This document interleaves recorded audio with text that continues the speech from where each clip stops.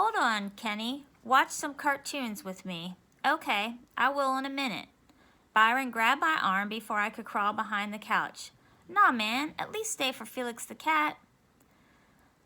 Okay, I sat next to him on the couch, and when Felix was over, I thought Bi would force me to watch more cartoons, but he didn't. He let me crawl behind the couch. Check you later, Kenny. See you, Bi.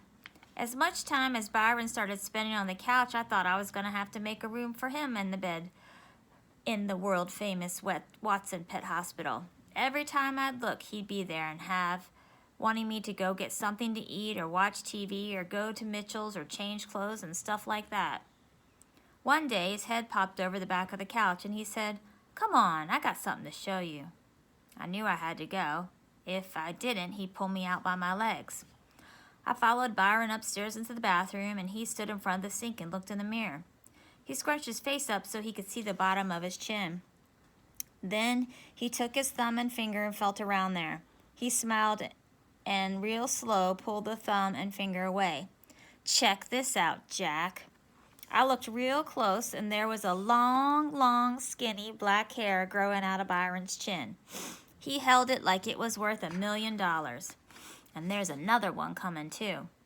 This made me wonder about my mustache. I hadn't looked at it for a long time and thought it might be pretty long by now. I climbed up on the toilet and leaned over the sink to see. Maybe it was because I hadn't looked in the mirror for a long time, but as soon as I saw myself with my lazy eyes still being lazy and my face looking so sad, I slammed my eyes shut and started crying. I even fell off the toilet. Byron caught me and set me on the floor. He knew this was some real embarrassing stuff, so he closed the bathroom door and sat on the tub and waited for me to stop. But I couldn't. I felt like someone had pulled a plug on me and every tear inside was rushing out. If there was a forest fire somewhere, all Smokey the Bear would have to do is hold me upside down over it and the fire wouldn't have a chance. Bi sat next to me on the floor and put my head in his lap. I still couldn't stop. Even though I was soaking him worse than Joey ever drooled on anybody. It was real embarrassing. "I'm sorry, Bi." "Shut up and cry if you want." That sounded like a real good idea, so I did. I think I cried for about 200 hours. "Why would they do that, Byron?" I was sounding real bad. My throat was jumping around in my neck and a bunch of weird noises was coming out. "Why would they hurt some little kids like that?" He waited for a long time before he answered. "I don't know, Kenny. Mama and Dad said they can't help themselves. They did it because they're sick. But I don't know. I ain't ever heard of no sickness that makes you kill little girls just because you don't want them in your school. I don't think they're sick at all. I think they just let hate eat them up and turn them into monsters. But it's okay now. They can't hurt you here. It's all right." My Adam's apple felt like it was going to blow a hole in my throat, but I said, "I did go to the church, Bi. I saw what happened. I saw 2 of those little girls. I thought Joey got killed too." "We all did, Kenny. There ain't nothing wrong with being sad or scared about that. And I'm sad about it too. I got real scared too. But, man, no one's gonna hurt you here, Kenny." "But, Bi." I tried to think of how to say it. "I'm not scared. I'm just real ashamed of myself." That was it. That was the main thing I finally learned about being a patient at the world-famous Watson Pet Hospital. "Kenny, you ain't got nothing to be ashamed of." "But you don't know what happened, Byron. You don't know what I did." "Man, everybody cried. Mama was crying. Dad was scared. He cried too. That was some real scary stuff. That was some real sad stuff." He still didn't understand. "Byron, I left Joey. I thought the wool poo had her, and instead of fighting him like you did, I left. I ran from him. How come you were brave enough to fight him and all I could do was run? All I could save was a shoe. A stupid, ripped-up shoe." I couldn't stop crying. "Aw, man, you ain't gonna start with that wool poo mess again, are you? I told you the wool poo was some made-up garbage. I told you the only one fighting me in the water was your stupid little behind. Wasn't no one in there but you and me." "That's what you think, Bi, but I know better. I've seen him twice." I couldn't believe Byron was still talking to me. Most of the time, if I started sounding weepy or whiny, he'd take right off. Look, Kenny, if you don't quit talking that wool-poo nonsense, I'm gonna leave you here to cry alone. There ain't no such thing as a wool-poo. Then he stopped sounding so mean and said, and there ain't no such thing as magic powers either. You think I don't know why you been hanging out behind that couch? He grabbed my ear and twisted my head until I had to look at him. You think I don't know you waiting for some stupid magic powers or genie or an angel to make you feel better? Well, dig this. You can't wait behind the couch for the rest of your life. It ain't no magic powers gonna come back there and make you feel nothing. One thing that's gonna happen back there is that you're gonna stunt your growth from being in a little ball all day. He pulled my ear to make sure I was listening. If you've been spending so much time thinking about how you didn't save Joey, why don't you stop and think about why she wasn't in the church? Why some of the time thinking about who led her away? But Byron, it wasn't me. I never. Man, shut up and listen. He twisted my ear to make me quiet. Ain't no genies in this world, Kenny. Ain't no magic powers either. There ain't no angels, not in this neighborhood anyway. Man, I don't get it. You're supposed to be the one who's so smart. How can you believe in something as stupid as magic powers and genies living behind a couch, but not believe you had part of taking Joey away from that church? Byron started throwing me curveballs. If you hadn't been born, who would have took her away from that bomb? No one. If you hadn't been born and she walked out of that hot church and saw some stranger waving at her from across the street, you think she would have followed him? Heck no.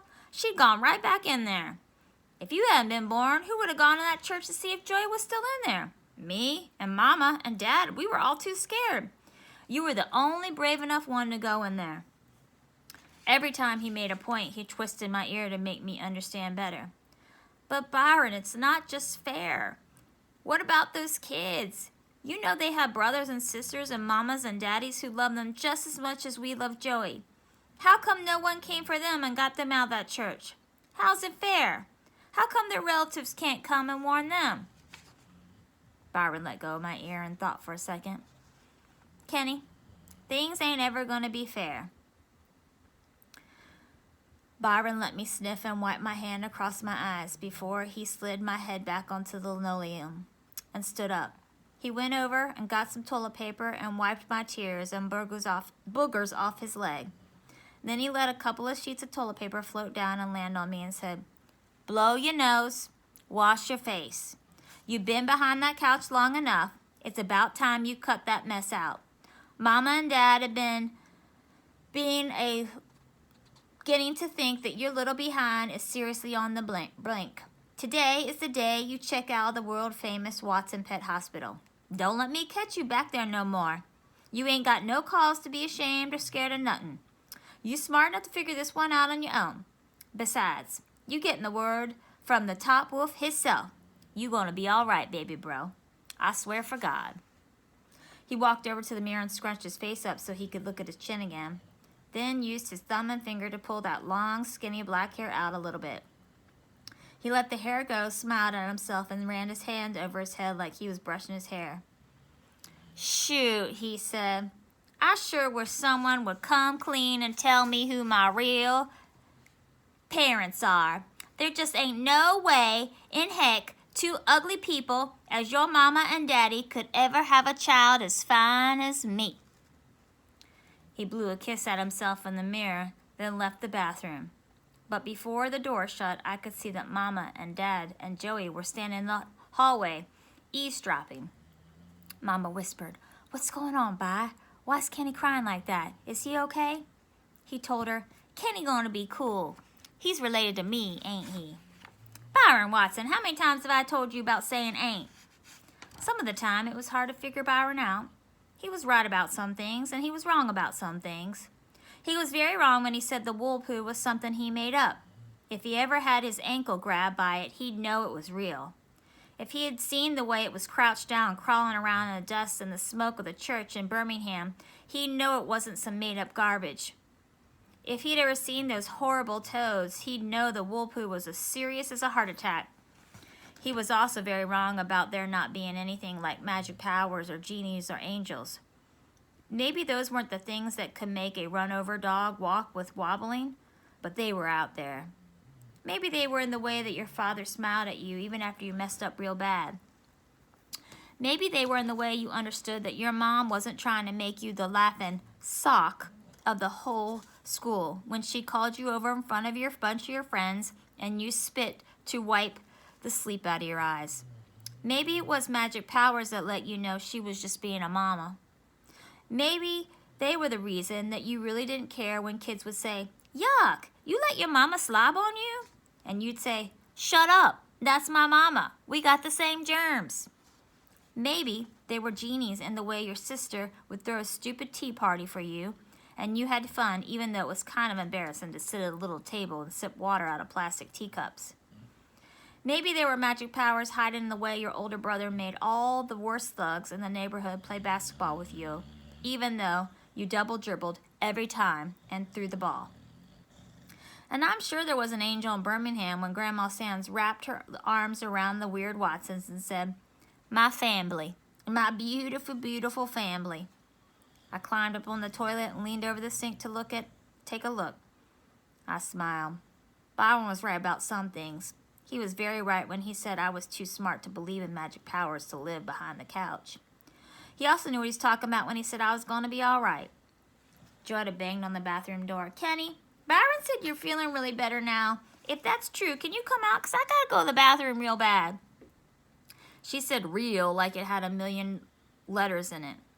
Some of the time, I wonder if there really was something wrong with me. A few minutes ago, I'd been crying on the floor like a kindergarten baby, and now I was looking in the mirror laughing. I blew my nose, splashed some water on my face, 'cause I wanted to go out. Besides, I had to think of a way to get at least half of my dinosaurs back from Rufus. Come on in, Joey. All right, so that's the end of it. This is the epilogue, which tells how it was written. At the time of the Watsons family trip, the U.S. South was caught in the struggle for basic human rights that became known as the Civil Rights Movement. And although the Declaration of Independence states that all men are created equal and the Constitution has been amended after the Civil War to extend the rights and protections of citizenship to African Americans, changing the law of the land did not always come the way people behaved. In the northern, eastern, and western states, African Americans often faced discrimination, but it was not as extreme and pervasive as in the South. There are community state laws passed that allowed discrimination in school housing, job opportunities, prohibited interracial marriages, and enforced segregation by creating separate facilities for African Americans and whites.